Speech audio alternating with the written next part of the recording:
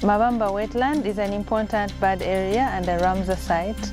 The name Mabamba comes from a local name for the lungfish. So Mabamba is a place of many lungfish.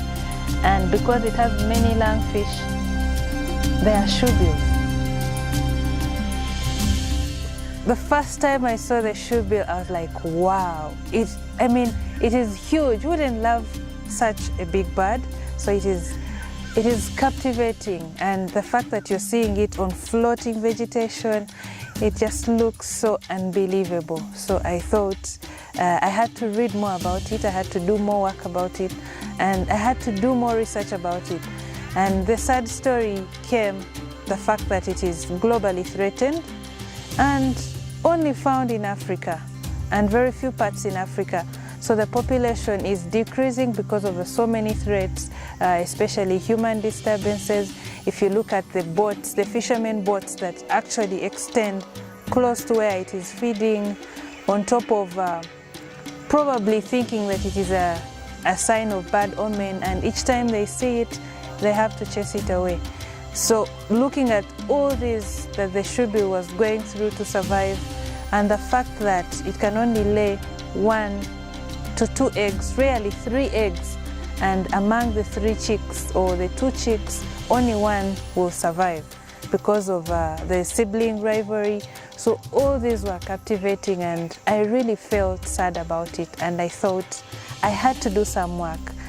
So I thought of working with the communities at these habitats, working with the communities at Mabamba, and so here came a chance from the Zoological Society of London, and they wanted to support young scientists who are doing research on these little known species like the shoebill that were at the verge of extinction in their age program, which is evolutionary distinct and globally endangered species. So I wrote a project on the shoebill, and I successfully got funding for 2 years.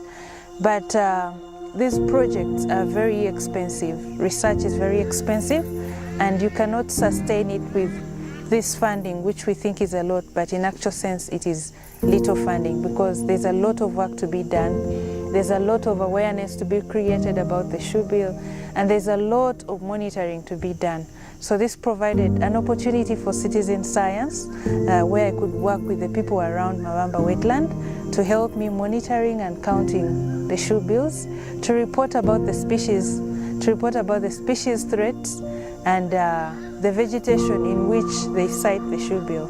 So this was easy for the community because the monitoring was done along channels within the community, which are the same channels that are used for ecotourism, and these channels have local names which are easy for the people to understand, and this is work they can do as they go about with their normal activities, when they're taking tourists out or when they go for fishing.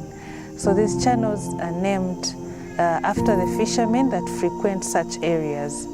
So we started this monitoring, and has been going on for some time now. We're trying to find out the population size of the shoebill in Mabamba. We're looking at the threats it is faced with, and we're looking at the vegetation where the shoebill is frequently found. Shoebills feed on lungfish. It's their delicacy. Fish, they feed on other types of fish. They feed on waterfowl. They feed on snakes and frogs in the water. And shoebills prefer waterlogged and shallow areas where they can easily find fish that comes out to breathe. So Mabamba Wetland is among those important habitats for the shoebill in Uganda. And who wouldn't love the shoebill? I mean, it's charismatic, it's a huge bird. Who would fail to see a shoebill within a habitat where it is found? Through this project, I've been able to train monitors at Mabamba Wetland, and these have carried on the work despite the work ending because of the shortage of funds or because of the end of the funding. But these monitors that I trained become very knowledgeable and are able to carry on the shoebill monitoring. They provide me with information through phone calls, through WhatsApp, through Facebook, And these have really been useful because they keep me up to date with what is happening with the habitat and the shoebill populations. The other beauty is having involved them in the conservation project. They are able to own and love the project. They're able to own the results and love what they do and have become very passionate. So having attended the citizen science training in Kenya, I learned how to set up a successful citizen science project, how to make data fit for communication to different types of audiences, and I also learned how to analyze the data from citizen science. So citizen science is important in such a way that it collects wide variety of data that would otherwise be expensive to employ scientists, traditional scientists, to collect. You're able to get a lot of data at a low cost. And the other bit is most of these areas are hard to reach areas by scientists. So if you have someone from within the local community that is doing the citizen science project, it becomes cheaper and easy to collect such data. So a lot of data is collected through citizen scientists because these are widespread all over the country. So setting up this in Uganda would really be helpful in collecting a wide scope of data on species which we can use to communicate and advocate for better policies. So that man is able to protect these species, we have to make them realize the importance of the shoebill. Among these is ecotourism. This is nature-based tourism where you have tourists coming in and these tourists have little or no harm on the environment. So this can be sustained over a long period of time.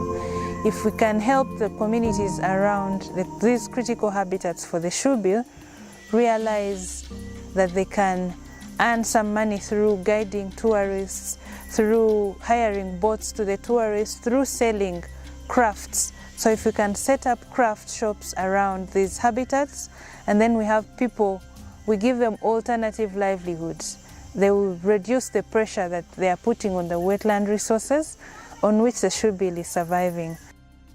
Hope for the future is to see a viable population of the shoebill that is able to sustain itself over a long time, and to see all these wetlands being protected.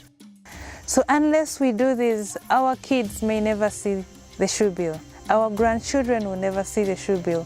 In case our great-grandparents did not put all these conservation actions into plan, I would have never seen the shoebill, but because they sustain this population, I am proud I've seen the shoebill, and I would like to carry this work on for the future generations so that my grandkids, my great-grandkids can see the shoebill.